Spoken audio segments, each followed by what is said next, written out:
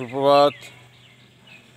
আজ সকালে আমি যেটা দেখাতে চলেছি, অসাধারণ সাফল্য নতুন গ্রো ব্যাগে শুরু হয়েছে।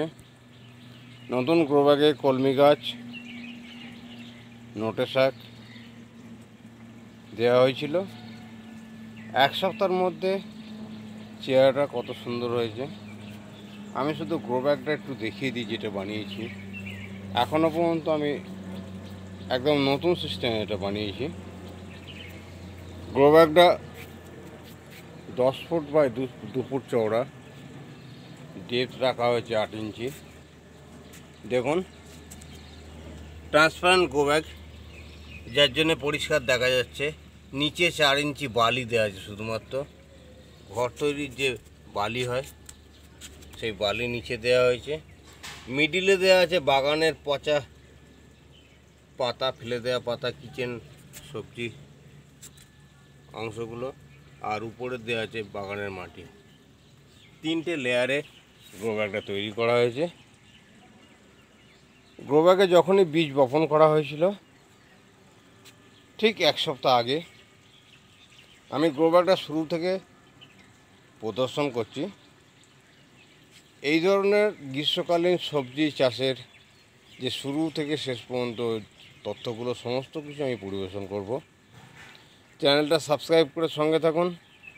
ভালো লাগলে এবং খারাপ লাগলে কমেন্টে মতামত প্রকাশ করুন এবং প্রচুর শেয়ারে বন্ধুদের মধ্যে শেয়ার করুন। একটি গাছ একটি প্রাণ, এই স্লোগানে বিশ্বাসী ফ্যামিলি কেয়ার।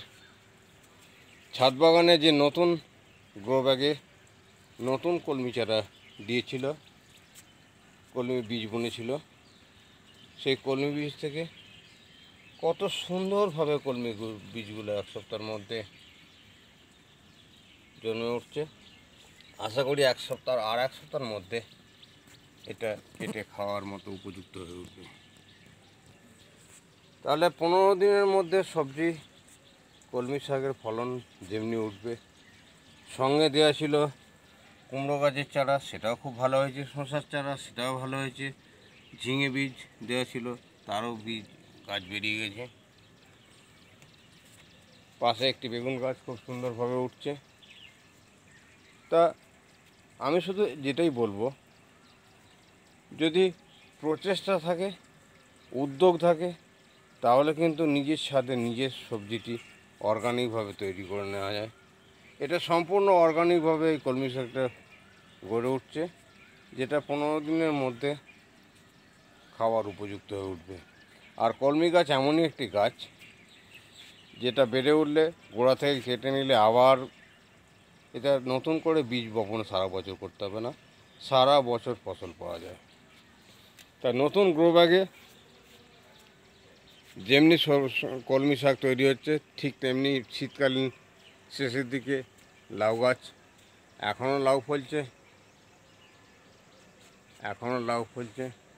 তো যাই হোক, আজকে টোটাল ফ্যামিলি কেয়ার ছাদ বাগানের বিষয়টা মধ্যে যেটা কলমি, সেই কলমি শাকটা নিয়েই শুধু চর্চা করব।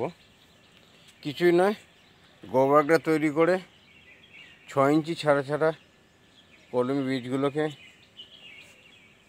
বসানো হয়েছে। বীজগুলোকে আগের দিন রাতে একটি পাত্রের সাহায্যে ভিজিয়ে রেখে পরের দিন সকালে উঠে 6 ইঞ্চি ছাড়া এক একটি গর্তে 4টে-5টা করে বীজ দেওয়া হয়েছিল।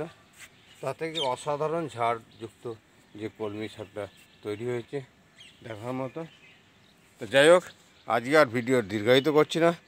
কলমি শাকের ভিডিওটি আপাতত এখানেই সমাপ্ত করছি। এটা যখন পূর্ণাঙ্গ রূপ নেবে তখন আবার প্রদর্শন করব। নমস্কার, সকলের সুস্থতা কামনা করে আজকে কলমির ভিডিওটি এখানেই শেষ করলাম।